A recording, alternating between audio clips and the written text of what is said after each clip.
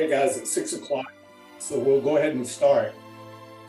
The little 3-question quiz, we'll do that at the end. I'll open it up, give you the numbers, and you can get your free 15 points that are associated with these 7 meetings that we have during the class. I've been rather ill for the last week. I'm doing okay now. Gallbladder issues, I had no idea I had that. I think a lot of that has to do with heredity. But what I want to do is I want to talk a little bit about, because we've only had one of these meetings and we've still got 5 more after tonight. Because I don't think I went over this in the first meeting, because that was more of an introduction to kind of, I don't want to overwhelm you with too much information all at once. I've taught this class so many times that I have a tendency to do that. But I want to hit on the things that are important. So you don't need to write any of this down. I want you to just understand the big picture of kind of what is going on, because so many people get lost in understanding nutrition. I found that out. I mean, I've known it for years, but I actually experienced a little bit of that when I had to stay in the hospital for 5 days because of gallbladder. In nutrition and kind of how they approach it with some of the doctors and some of the registered dietitians that they automatically send to you and things like that. And when they do a blood test and tell you you're low in potassium and, calcium and those kinds of things, which is temporary, which is nothing to be alarmed about. If you're long-term low.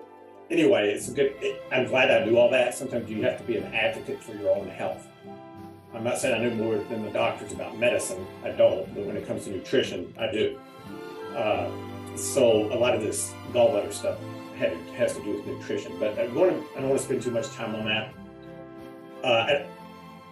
I know on the final exam, and some people will take it, some won't, because I haven't sent you a message on it yet, because it's called the 50% rule. If you don't take the final exam, I don't enter a 0, I enter a 50. So you just random guessing would probably give you a 50. And some people actually will still have an A, even with a 50 on the final. Some might have a B, and if I enter a 50, it's still a B. And they go, oh, that's fine, I'll just take a B. But you won't know that till the end. I'm getting way ahead of myself, but that's a test that I don't think some people won't have to worry about. And when I started looking at all the assignments from the book, I thought that's way too many tests. That's just way too many. 5 is enough. 5 is a lot. Now, what you should be doing between now and the first test is working the study guides. The study guides are the test. The test questions come from the study guides. So even if you don't have your book, you need your book to work the study guides. But if you work the study guides, you got your book, you can use your book and your study guides on the test. And remember, you get 2 chances on the test. So some people do okay on the first one, and they're like, I want to try it again. That's the first big assignment we've got coming up. Now, if you'll notice, there's lots of bonus assignments. There's 4 or 5 bonus videos and quizzes. Even if you only get half the questions right, it'll still rate your grade. Because even if you miss every single question on those bonus assignments, then your grade won't be affected at all. It won't go up or down. But if you just get one, if there's 10 questions, you just get 1 right, it'll actually go up your overall average.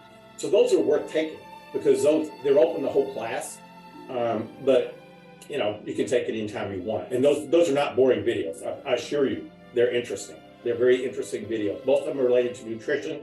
1 or 2 are related more to development, but that's just an opportunity for you to raise your grade. Now, so I'm going to go back to the big picture of nutrition once again. Books, I don't like the way most books explain it. And this is the way most people learn it. But I just want you to put this in your head. Don't write it down. Just try to memorize it. Because when I say memorize it, I mean understand it. Memorization is not understanding. Understanding is going deeper than just memorization. But there are 8 components of nutrition. When I say components, that's what this class is about.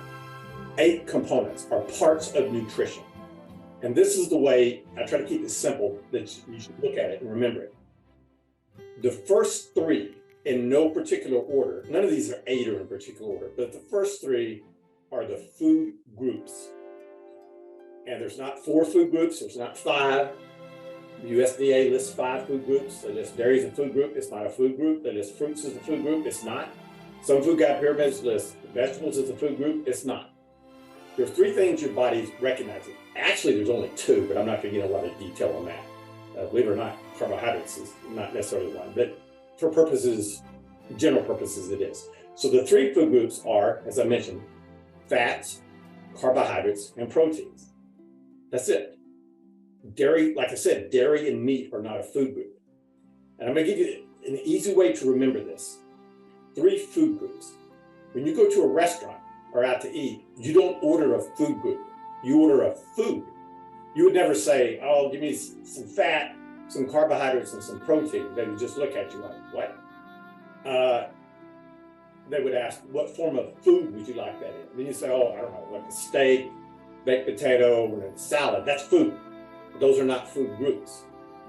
This is an easy way to remember carbohydrates. And this is the reason people get confused on it, because they were taught this way. And the books kind of teach it this way. They make it too confusing. But I'm going to give you a simple 1-word definition of carbohydrate. A carbohydrate is a plant. Just remember that. It's a plant. We need plant material because of the vitamins and the minerals and the phytochemicals.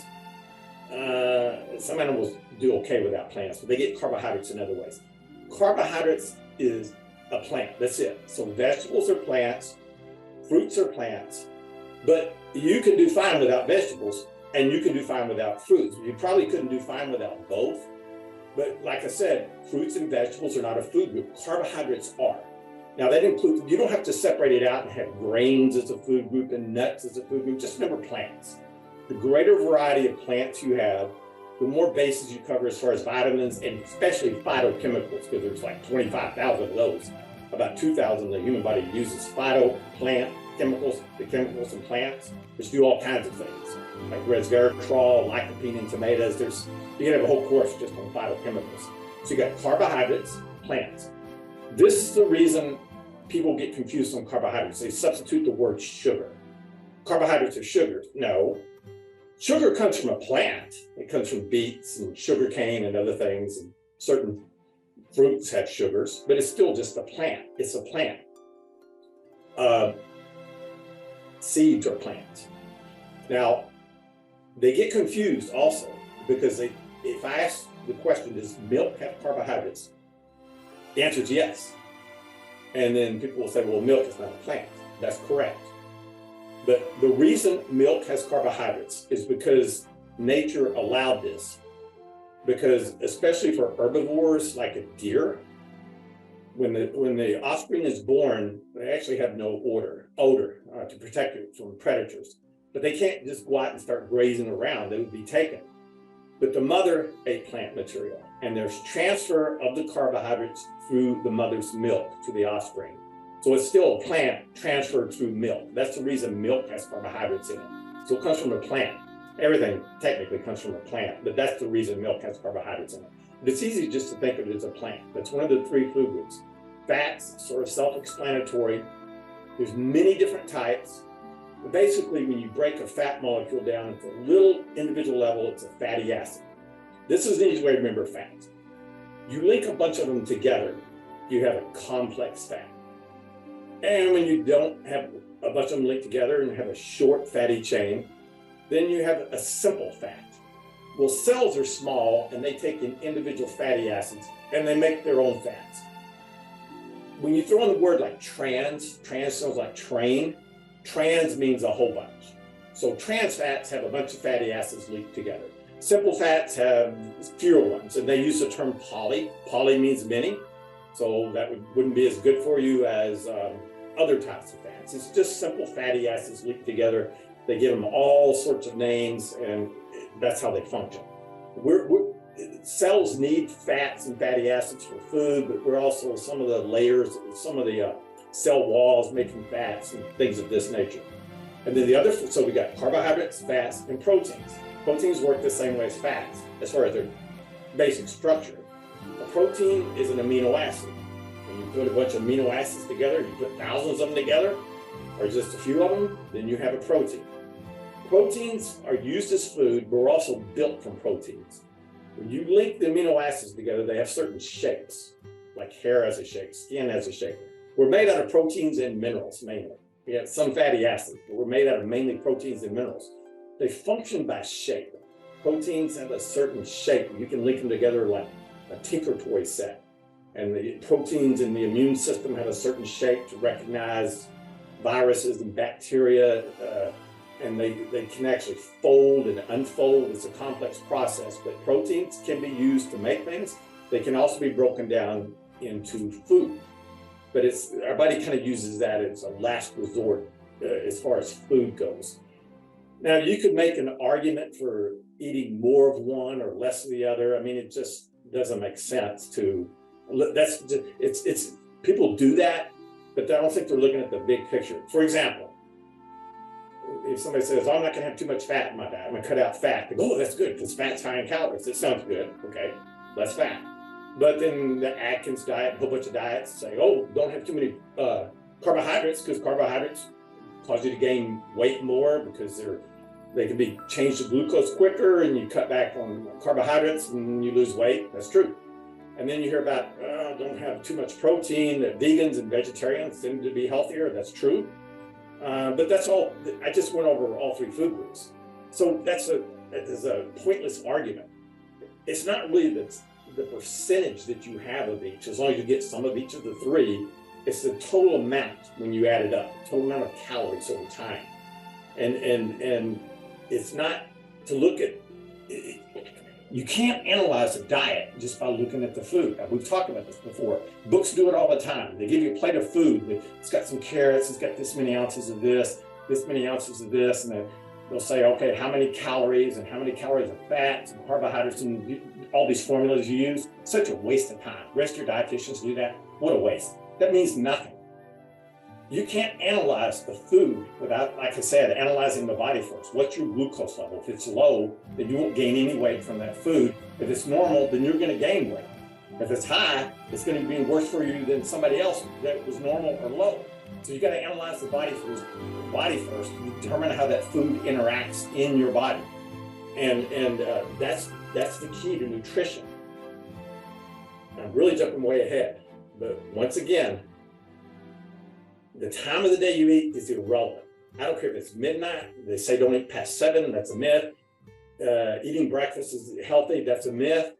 Eating it is unhealthy. That's not necessarily true. It might be healthy, depending on how many calories you have during the day. But the more time you have between meals, the healthier you will be, provided some reasonableness. Studies have shown this. It's not opinion. This is a fact. Now, the 8 components of nutrition. So the first 3 are the food groups: fats, carbohydrates, and proteins. Just put that in your mind. Okay, so there's 5 of the things related to nutrition, and you know what they are because you hear about them all the time. Vitamins, minerals. Vitamins, we're not made out of vitamins.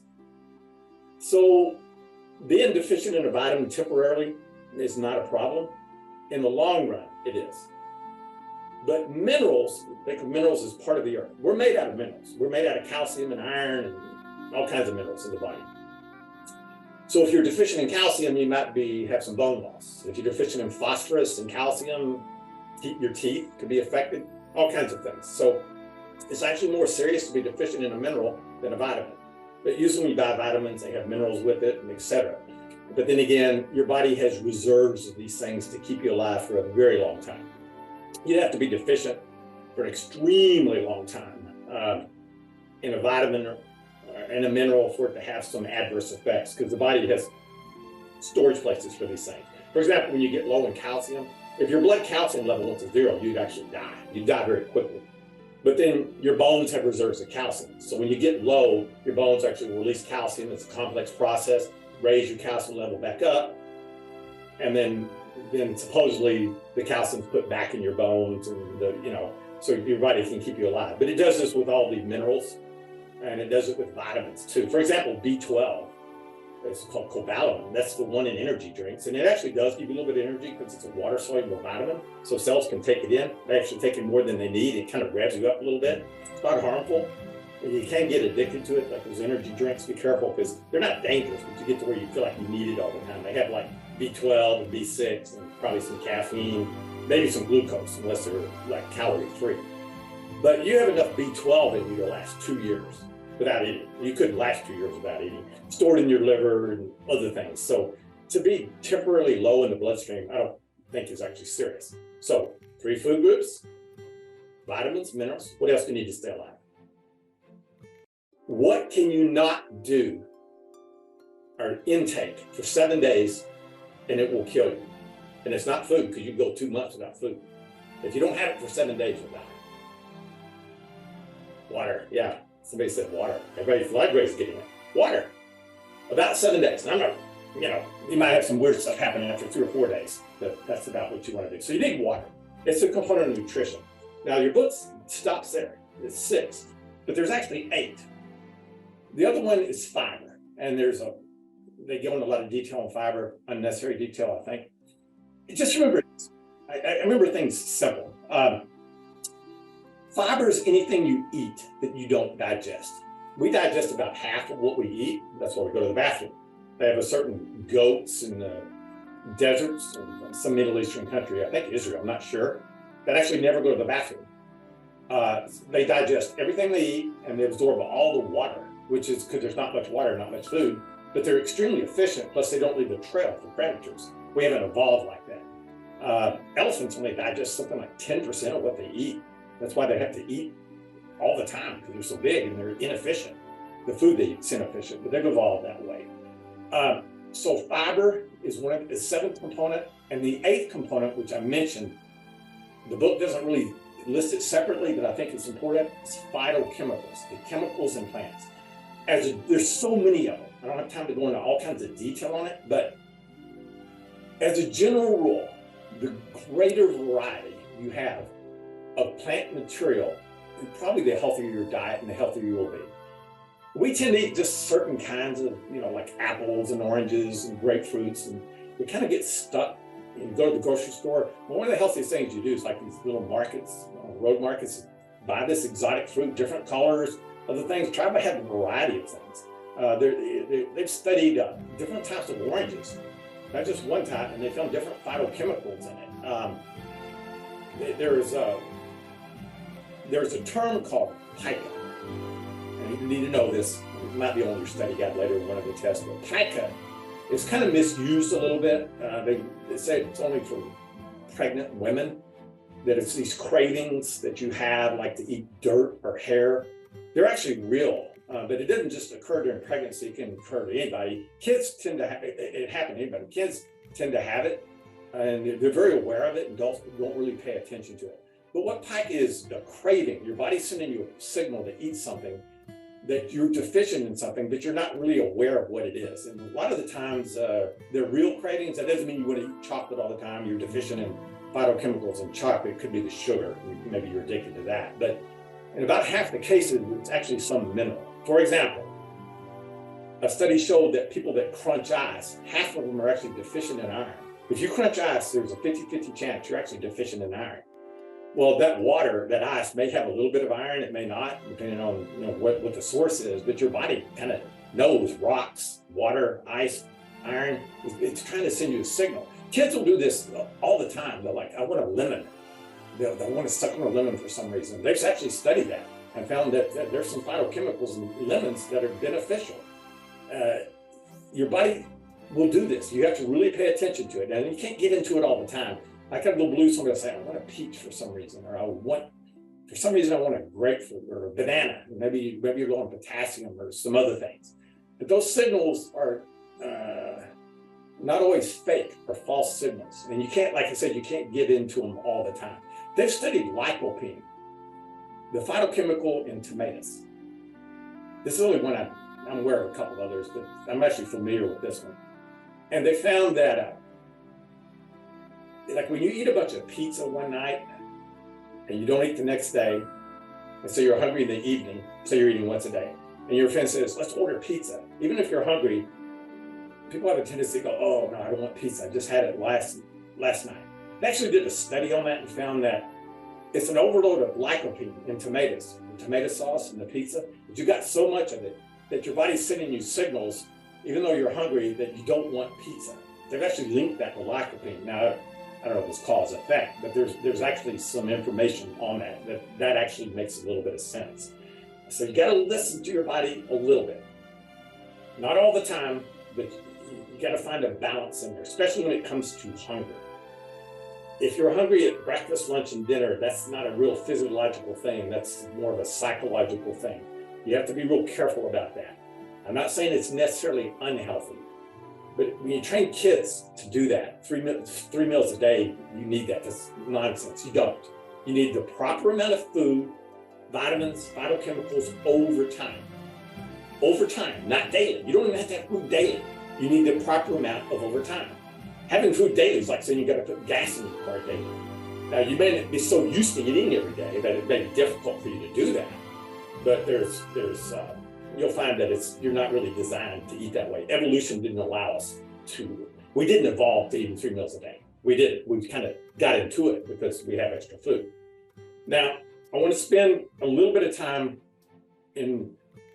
since we talked about the 8 components of nutrition, keep it in the big picture here. Because when you get out of this class, you're not going to remember.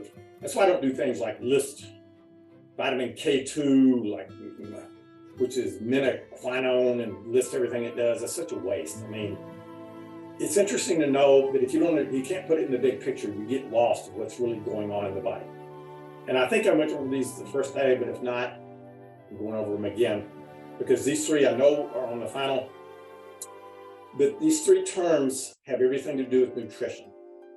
And anybody that discusses nutrition with you, arguing from a certain standpoint that's different than what the research says, and they don't understand these 3 terms, you may have to explain it to them because they're getting lost.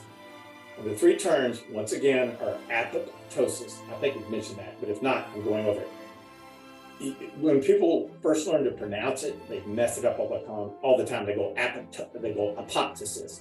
But think of it as 2 words: apoptosis, apoptosis, apoptosis.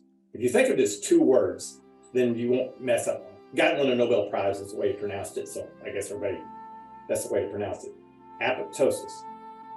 The other one is autophagy, not autophagy, autophagy. A-U-T-O-P-H-A-G-Y. Autophagy. It sounds like autophagy. When you spell it, it's autophagy, but it's autophagy. And the third word is hormesis, H-O-R-M-E-S-I-S. Okay, these 3 terms, what do they mean? Okay, there's journals and studies on apoptosis that kind of understood it, and it's complex, but this is the way I want you to remember as far as nutrition goes. This is not cellular biology, but you need to understand this for nutrition. The human body has about 100 trillion cells. That's phenomenal. That's such a large number, you can't understand it. You can write it out, doesn't mean you understand it. It's huge. Some cells are really big compared to other cells, which are really small. But we have about 100 trillion of them, nerve cells and skin cells and red blood cells and all kinds of cells. These cells are like living factors, entities. Cells need 2 things all the time. They mean things, but they need 2 things all the time. Without these 2 things, they die very quickly. That's oxygen and glucose. They gotta have them. If your glucose level went to 0, you would live about as long as your oxygen level went to 0. But your body won't let that happen. It'll let it get low, but it won't let it go to 0. Just like it'll let your oxygen level get low, but it won't let it go to 0. All these cells are taking in glucose and oxygen from where? Outside the cell, the intracellular fluid, which comes from the bloodstream, the capillaries. That's where the vitamins get out of the capillaries and surround the cell. Cells are incredibly intelligent. They know exactly what they need. We have no idea. We just eat a bunch of stuff. The cells make a decision on what they actually consume. If they don't need any extra glucose that you ate and your blood glucose level goes up, that cell will reject the glucose. It won't take it in because it will not overeat. We overeat. Cells do not overeat. Thank goodness. Fat cells will take in fat extra, but other cells, they won't take in extra oxygen. They won't take in extra vitamin A. Certain cells need vitamin A. All your cells need vitamin A. Certain cells in the eye need more. So if you take much more vitamin A and the cell doesn't need it, it just rejects it and your body just gets rid of it. It's usually not harmful, but they know exactly what they need. Now, of these 100 trillion cells, we live and die 1 time. Our cells live and die many times. Certain nerve cells only live and die once, but for general rule, cells live and die many times. Now, not that individual cell. For example, a skin cell dies, enough of them die, well, that cell's gone. The surrounding cells detect that, and they divide and make copies of themselves. This happens inside your body. It happens in your brain, not to a high degree, but it does. But it happens, your heart replaces itself every, I want to say 5 to 7 years. You have a new heart. Because when you had a heart transplant, you had one cell at a time die, other cells make copies of themselves. This is an ongoing process. They know that, let me go back to apoptosis. Let me give you the definition. Apoptosis means programmed cell death. All cells in your body, including nerve cells, which is kind of surprising since some of them can't make copies of themselves. Why would they want to die? Well, all cells are actually programmed to die. When they become defective, old, diseased, cancerous, there are a group of genes called apoptotic genes in the DNA, and they turn on, and it tells the cell, commit suicide, kill yourself, and it does.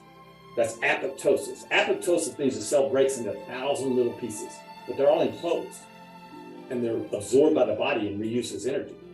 They don't damage the surrounding cells. And this is a very dynamic and ongoing process. All cells do this. Apparently nerve cells, when they become damaged, the body's better off getting rid of that nerve cell, even though that nerve cell can't make another, the surrounding ones can't make copies. Most can't, some can't. They can't make copies because the body functions more efficiently by getting rid of the defective cell, especially if it's cancerous.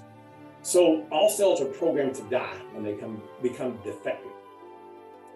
That process, it's a mind-boggling number. But in the adult human, that's about 50, they say about 50 billion cells a day undergo apoptosis. 50 billion.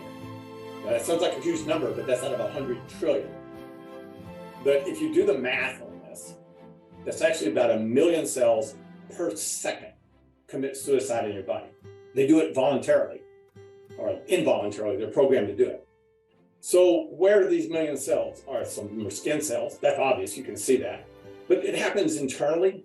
So of these million cells, like I said, some are old, some are cancerous. They said about 1/10 of 1% are cancerous. Well, that doesn't sound like much, but that's 1/10 of 1%. That's about 1,000 cells or 10,000 cancer cells, something like that, every second die in your body because they're programmed to do that. Without apoptosis, you would only live a few days. You couldn't survive. You'd be disease-ridden. You couldn't survive. That's a very dynamic process. Now, this statement is hard for people to understand, but it's a true statement. And it sounds like the opposite of the advice that people are going to give you. But I want you to understand the big picture as to why, what is going on. All cells use glucose. When you don't eat for a period of time, your blood glucose level drops a little bit. It won't go to zero. It may give you a headache. You may not feel good. You may feel cranky. Unless you're hypoglycemic, you could pass out. Probably not. But in that case, you lay on the couch or whatever. When blood glucose level drops, every cell in your body is deprived of glucose. Just a little bit, not a lot. But that, like I said, may be symptomatic, trigger symptoms. But what that means is every cell has a little bit less food. Healthy cells, that doesn't bother them. It's like healthy people. They go, oh, stress. That's called hormesis. Hormesis is stress that has a positive effect. So by not eating, say for a day, your blood glucose level is somewhat low. The next day you don't feel good. What that does, it triggers apoptosis at a higher rate. So what happens is unhealthy cells cannot deal with it, especially cancer cells. They tend to commit suicide quicker. It's sort of a cleansing at the cellular level by doing this. When you constantly feed, keeping blood glucose level normal, all cells in your body, unhealthy cells hang on because you're giving them food all the time. You're not stressing them. You're not causing hormesis. Stress that creates positive change. You need to drop the glucose level to kill the unhealthy cells.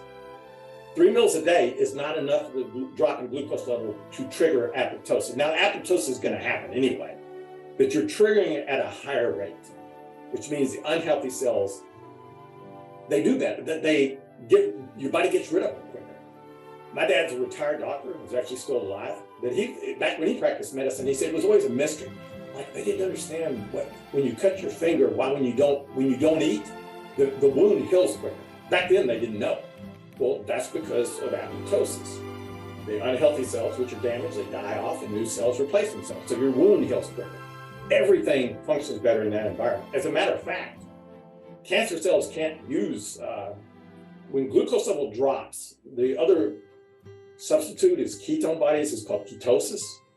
Cells can take in ketone bodies too, all cells, but cancer cells can't. They haven't evolved to take in ketone bodies. You're always gonna have some glucose, so you'll never drop it to zero, but then your ratio of ketone bodies to glucose goes up.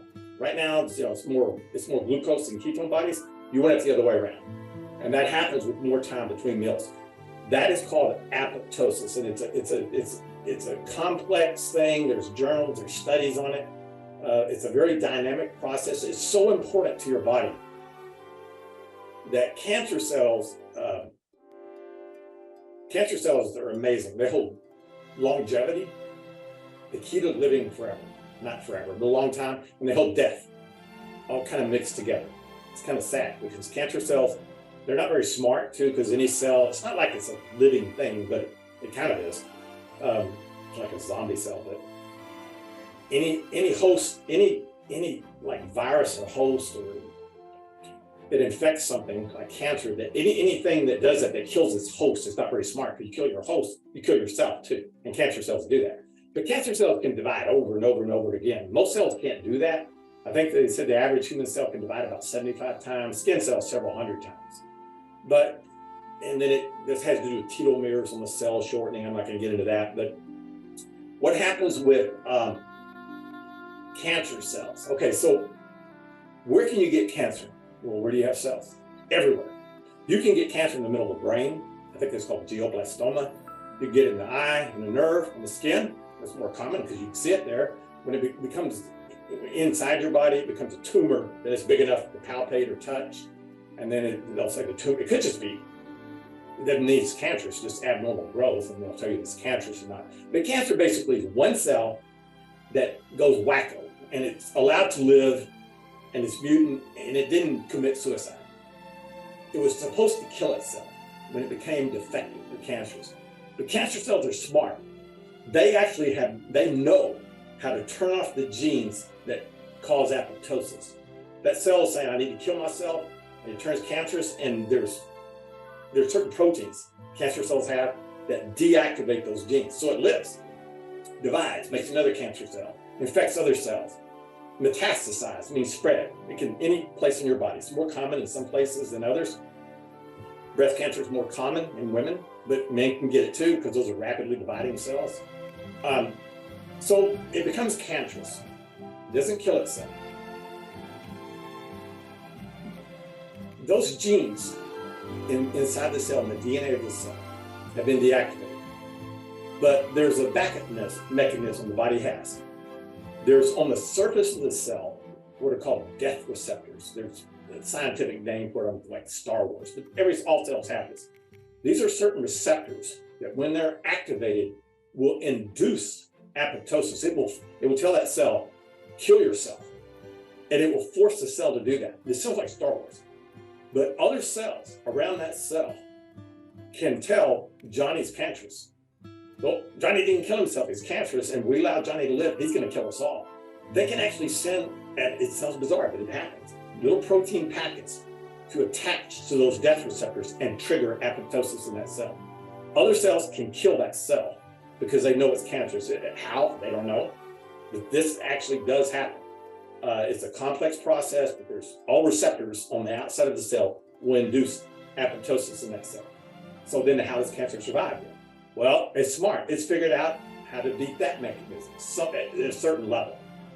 It's figured out that I can deactivate those receptors. So it's done that. Then you have a problem.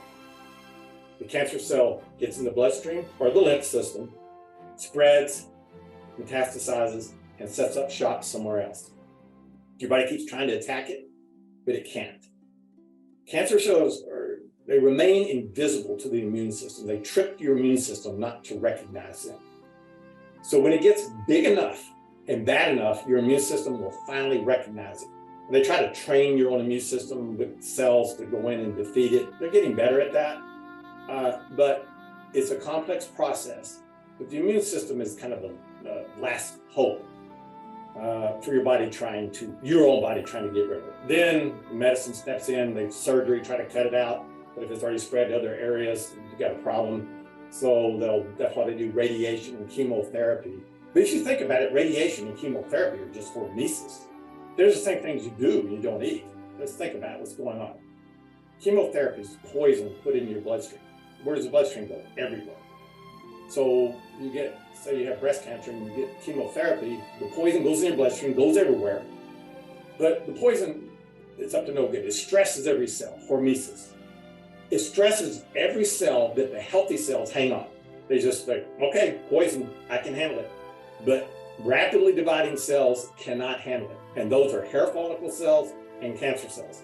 They tend to die off before regular cells. They can give you so much, it will damage regular cells, but they're actually inducing stress. They're poisoning all your cells. At the point of killing them, to start killing the weakest ones first. Radiation is the same way. They radiate a certain part of the body, and the healthy cells hang on and other cells don't. And if your cancer is so bad, they'll take you to the point of almost dying with chemotherapy and radiation, hoping that the cancer goes before the other cells go. But that's really, you're just mimicking what you can do naturally. Studies have shown this. Study out of USC looked at breast cancer in women, and those that got chemotherapy versus that fasted did much better during the fasting, during the chemotherapy. It's really amazing. Twice as good as the ones that just had chemotherapy without the fasting. But oncologists may tell you different. They'll say, oh, you're getting chemo, you don't want to eat, you're sick, force yourself to eat. That's bad advice. You want to not eat. You won't feel like eating either because you want your glucose to be low to help fight the cancer. A lot of that has to do with heredity. Some people are protected, heredity. Some people got to be real careful. If you have a family history of cancer, you need to start eating, spreading meals out. If you have a family history of diabetes, same thing, spreading the meals out. You notice I didn't say eat less. Studies show you can eat the same amount, but if you have more time between the meals, you won't have the bad effects. 3 meals a day. They studied this. All added up, same number of calories, one group. Another group, all things being equal, went to 2 meals a day, but they were bigger meals, but obviously more time between the meals. Another group ate 1 meal a day, and it was a huge meal.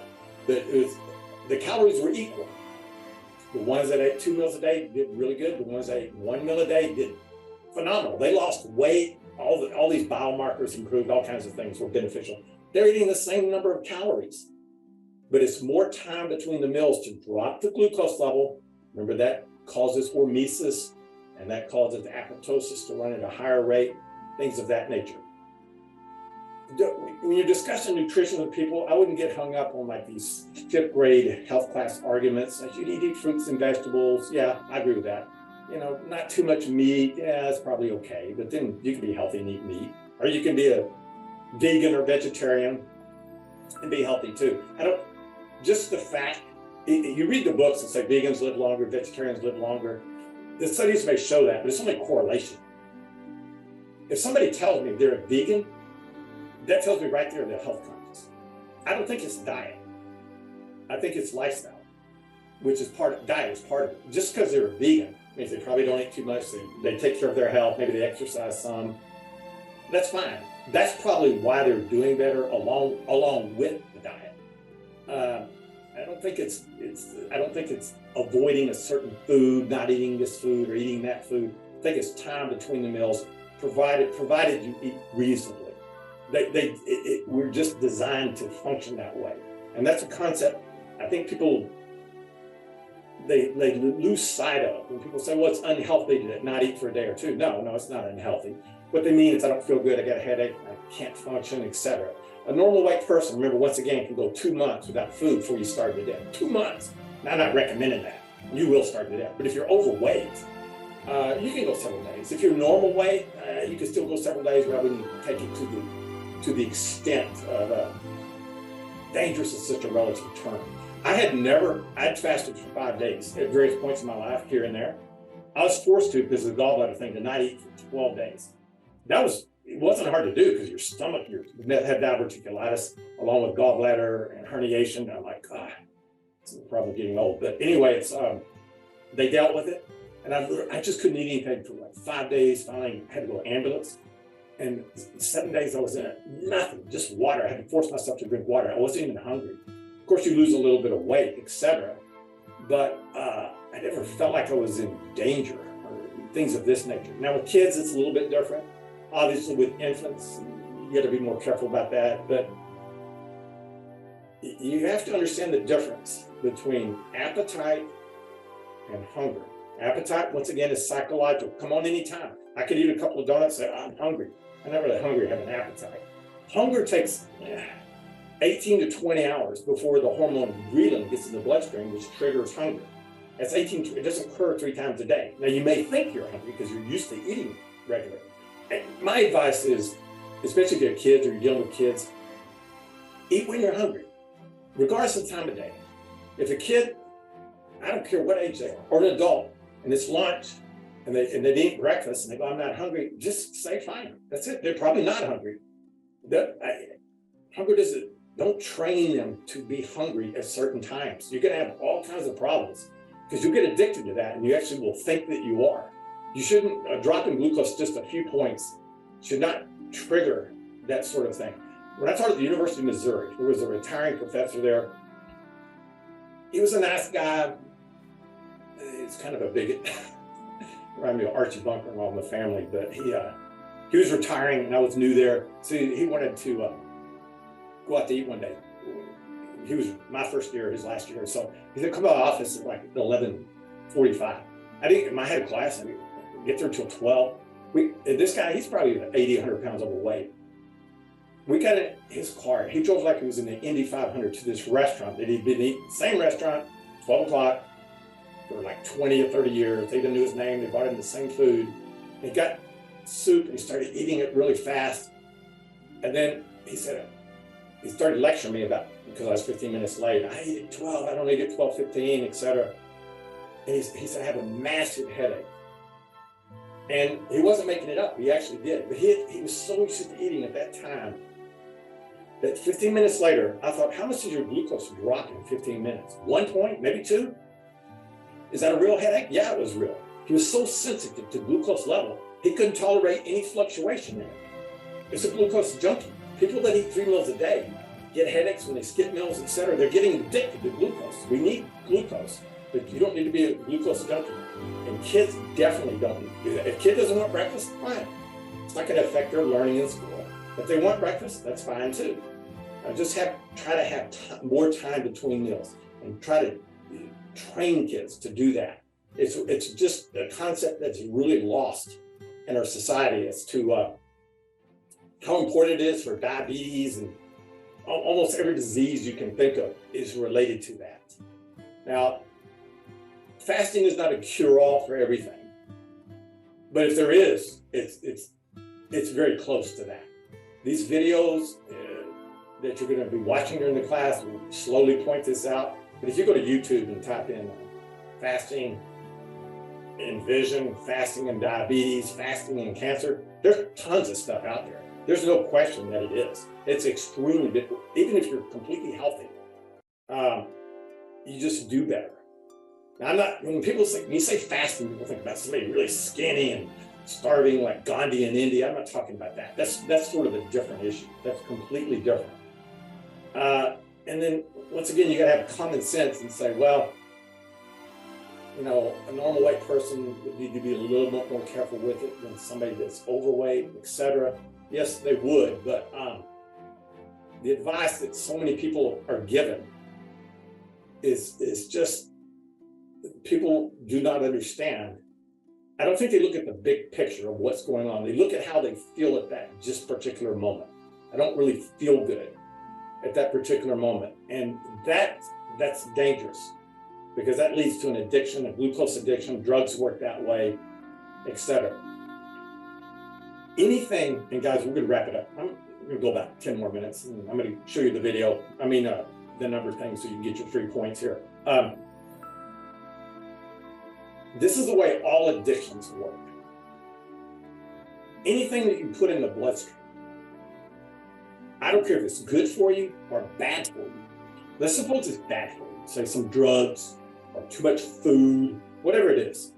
You put it in the bloodstream, whether you eat it, inject it, inhale it, whatever, it gets in your bloodstream. If it's not, quote, good for you, your brain will rebel at first. Your brain goes, ugh, it's just not good. Like your first beer, your first whatever. And your brain kind of goes, this is not normal. But you keep doing it anyway. Your body seeks hormesis. Hormesis means normal. So instead of not doing it, you keep doing it, your brain will adjust. You say, okay, you're going to keep putting this pain pill in the bloodstream. I'm going to adjust. I'm going to take, this is normal for the brain now. So you always got to take the pain pills, etc. So that you feel normal. And then when you don't take them, your brain sends you massive headache signal like, where is it? Where's my alcohol? Where's my tobacco? Where's the pain pills? Because that is normal for that person. Alcoholics are so addicted to alcohol that this is a misnomer, that they actually drink alcohol to get drunk. They don't. They drink it to feel normal, just to feel normal. Because if they don't have it, they have withdrawal, they have headaches. Now, if they have extra, they can get drunk. People say, oh, you're just trying to get drunk again. They're actually trying to feel normal. Drug addicts, it's the same way. Shooting up heroin and things like that. You see people in the street, oh, they just want to get high. They have gone to such a point that, believe it or not, they do it to feel normal because they're not normal without it. They're shaking, there are all kinds of things because their brain got used to it. That is the new, you can set the brain to normal.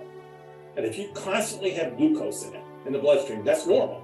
So then you spread the meals out and it drops, and then that's not normal for you. So that's why people react to it, but the brain will adjust. This can happen with over-the-counter drugs. Like every time you get a headache, you take like Excedrin migraine. I have that problem, so I'm gonna take it. And God, I need more and more. And then eventually you're just gonna say, I gotta try to fight through this headache by taking less or not taking it every now and then, because your brain gets so used to the caffeine and acetaminophen and a couple other things in it that, okay, that's normal. Then your brain will actually give you a headache. Well, after a few hours, it'll say, oh, where's my acetaminophen and caffeine? Give me a headache. And so your brain gives you a headache to get you to put it in. That's what happens. It happens with food too.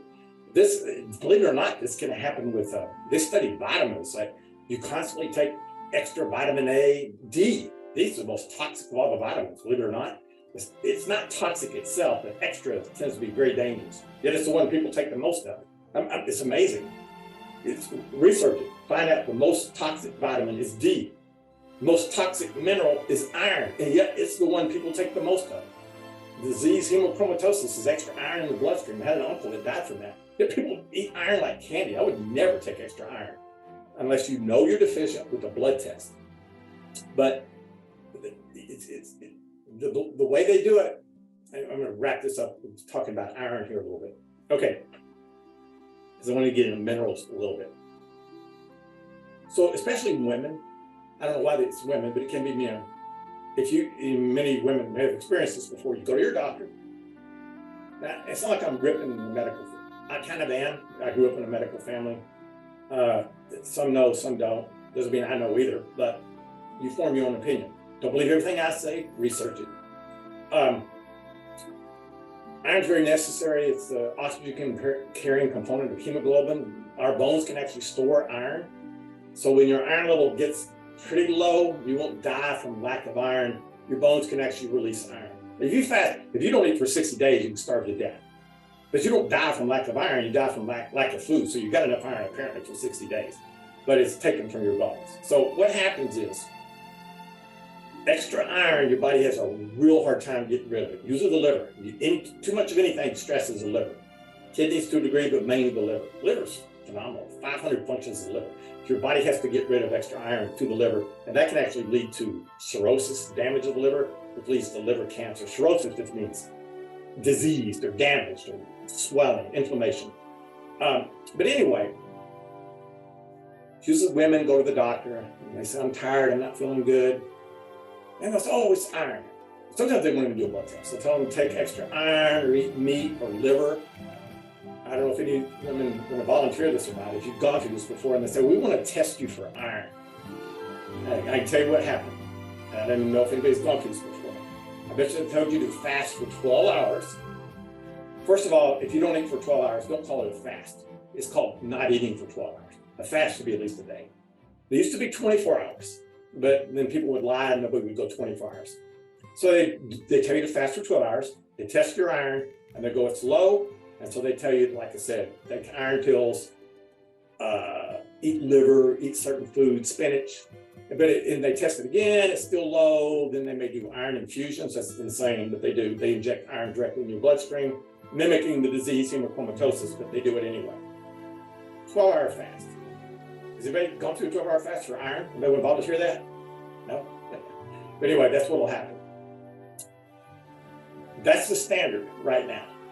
There was a study at Duke University, came out a year or two ago, that looked at 800 and something women, all tested low in iron for a 12-hour fast. They were all on iron supplements. Some of them were doing iron infusions.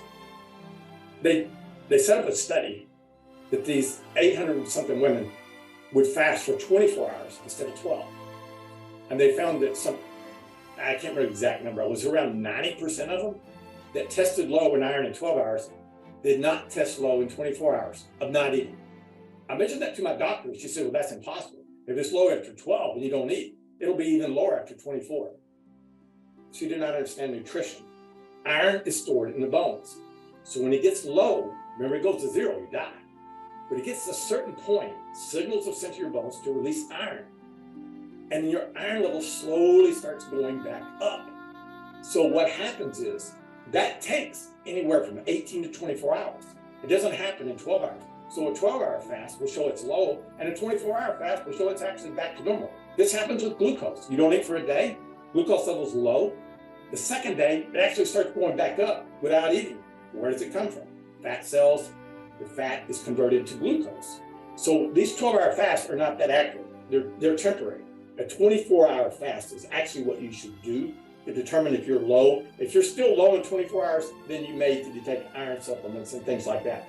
The body, things oscillate. They go up and down. Iron level, vitamin A level, glucose level, oxygen level, everything. And to measure the bloodstream at a particular point may not be indicative of what is actually going on in the long run. Okay, guys, I want to show you that. We're on almost an hour. Anybody have any questions on anything? I thrown out a lot of information here. Okay, I want to do a screen share, so let's take this little quiz here so you can get it out of the way. Okay, hold on a minute. I don't know what section I'm in. Doesn't really matter. So,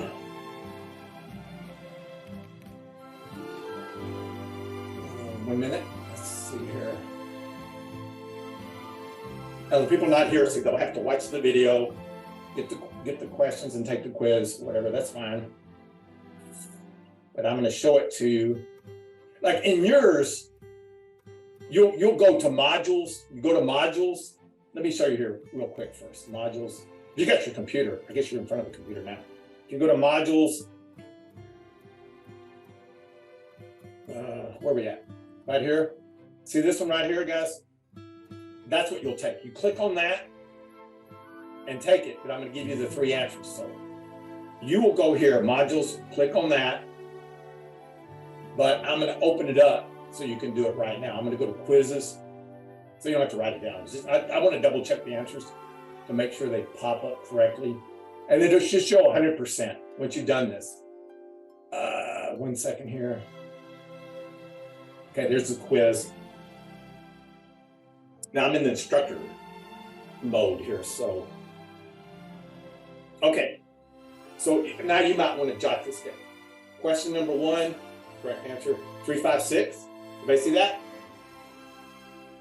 And question number 2 is 362. And question number 3 is 453. So you take that quiz, enter those, once again, 356, 362. They're in this order too. 453, that's 100%. Okay, guys, so what you need to do during the next I think the test is a week after next. Work the study guides. If you work the study guides, you'll be fine on the test. Now, if you do the extra bonus assignments and all that kind of stuff, you don't have to have an A test average to get an A in the class.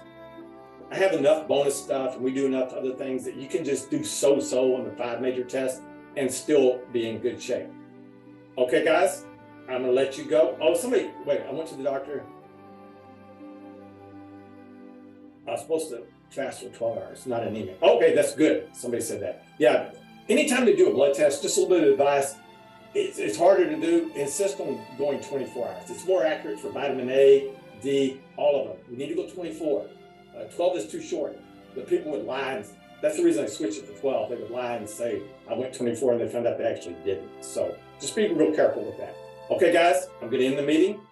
Have a good evening. Any problems come up in Canvas, just message me, okay? All right.